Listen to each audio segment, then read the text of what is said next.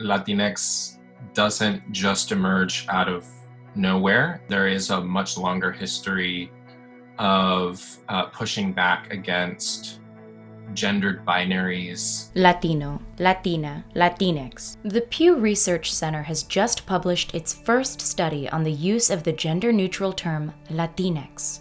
It found that most Latinx adults in the United States haven't heard of the word, and only about 3% use it to identify themselves as an individual. 42% of those who have heard of it describe it as a gender-inclusive alternative to Latino or Latina. The anecdotal results show there's still some hesitancy in adopting the term throughout the community. But why? It's not as if the X just sort of magically appeared. There's a good 20 to 30 years of people questioning, from activist circles mostly, the same gendered norms and the same gendered binaries in particular that we're still talking about today. On the one hand, we'll see people talking about the X as a way of marking gender as non-binary, as providing an alternative to binary genders. But Latinx is also seen as a replacement for the umbrella ethnic marker Latino or Hispanic. The pushback against Latinx mostly comes from people who are saying, well, who are you to tell me how I identify?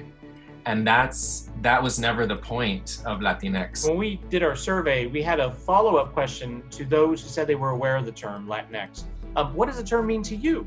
And in those open-ended responses, the single most common response was, it's a gender-neutral term. Some also say that it's cultural imperialism. People who say that it's a bastardization of Spanish seem to imagine that languages are petrified rather than part of living, breathing communities, and that there are ebbs and flows in how languages are used and in how people identify themselves. Most of the advocacy around the X and Latinx is emerging out of US Latino populations, and some people see that as detrimental or as a sort of US imperialism, as a US-centric idea.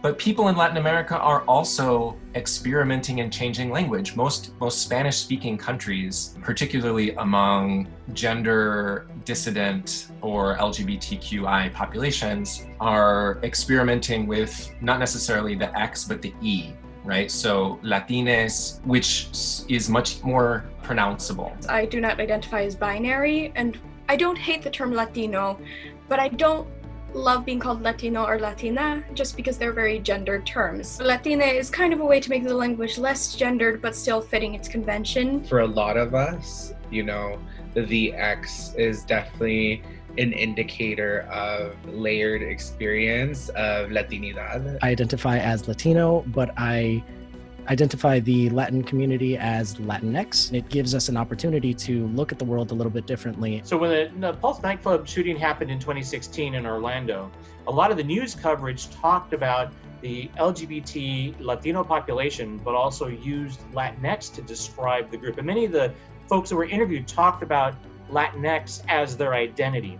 And so this is where you start to see a surge in Google searches. Now I want to stress that Google searches on the term Latinx, which by the way go all the way back to 2004. But it shows you that the term has grown in interest. Latino, Latina, and Hispanic are still more widely searched than Latinx, and the general acceptance of the term is still pretty low.